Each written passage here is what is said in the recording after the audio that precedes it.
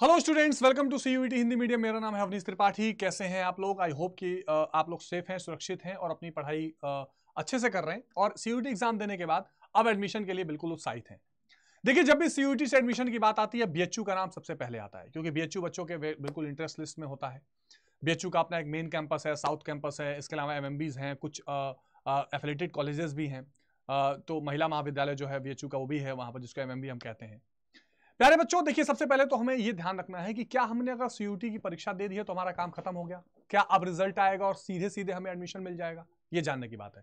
इसीलिए मैंने आज आपके सामने ये बीएचयू का पूरा वेबसाइट ओपन किया हुआ है और आपको मैं बताऊंगा कि अब आगे क्या करना है। देखिए, सबसे पहले जो बीएचयू ऑनलाइन का वेबसाइट है, यहां पर आपको बहुत जल्द एक बुलेटिन दिखाई देगा, यानी एक बीएचयू की तरफ से एक बुलेटिन या एक पोर्टल जारी किया जाएगा, जिस पोर्टल में आपको रजिस्ट्रेशन करके अपने प्रेफरेंसेस डाल के एडमिशन के लिए अप्लाई करना है।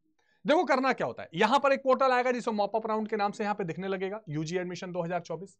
उसमें आप क्या करेंगे प्यारे बच्चों? सबसे पहले आप उसमें रजिस्ट्रेशन करेंगे, अपना बेसिक नाम, अपने डिटेल्स, कैटेगरीज, और जो सीयूटी में आपने फॉर्म भरा था उसमें जो आपने रजिस्ट्रेशन नंबर डाला था, ये सारी चीजें इसमें फिल हो जाएंगी कि हाँ भाई, आपने सीयूटी की परीक्षा दी है, जो मॉप अप राउंड के नाम से होता है। फिर उसकी एक बेसिक फीस लगती है, वो फीस आपकी देनी है।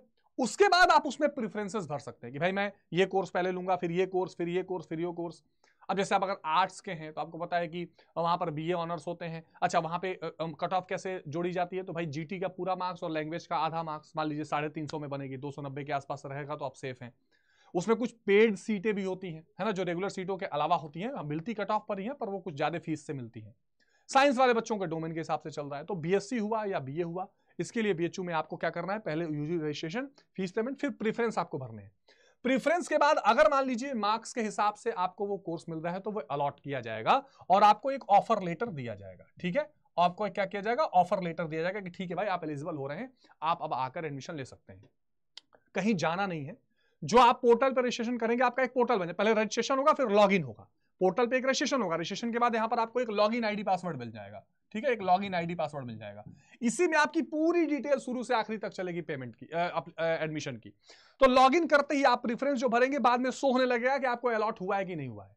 अगर अलॉट होगा तो फीस पेमेंट करने के लिए भी वहां पे लिंक उसी पोर्टल में आ जाएगा, जिसको आप क्या कर सकते हैं? टाइम रहते हुए वो फीस पेमेंट करके अपनी सीट को क्या कर सकते हैं? फिक्स कर सकते हैं। अच्छा, जब आप सीट को फिक्स करते हैं तो आप वही फीस पेमेंट करते हैं भाई, 2000 2500 जो भी एडमिशन फीस होगा वो एडमिशन।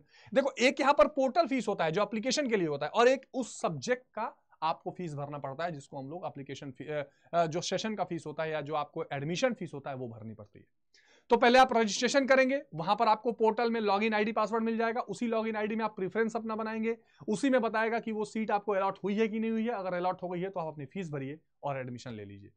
तो बीएचयू निश्चित तौर पर एक बहुत अच्छी यूनिवर्सिटी है। इससे और जो भी डिटेल्स होंगे, जैसे जैसे अलॉटमेंट का जानकारी आएगा, जैसे जैसे उसका पोर्टल अपडेट होगा, हम आपको बताते रहेंगे। पर एक ही पोर्टल पे ये सारी चीजें करनी है, और ये मत सोचिए कि सीयूटी की परीक्षा हो गई तो आपको कुछ करना नहीं, ये आपको प्रोसेस फॉलो करना पड़ेगा। तो ये ध्यान रखिएगा बच्चों। मिलेंगे अगली वीडियो में और जानकारी के साथ। अपना ध्यान रखिए। टेक केयर, बाय बाय, जय हिंद।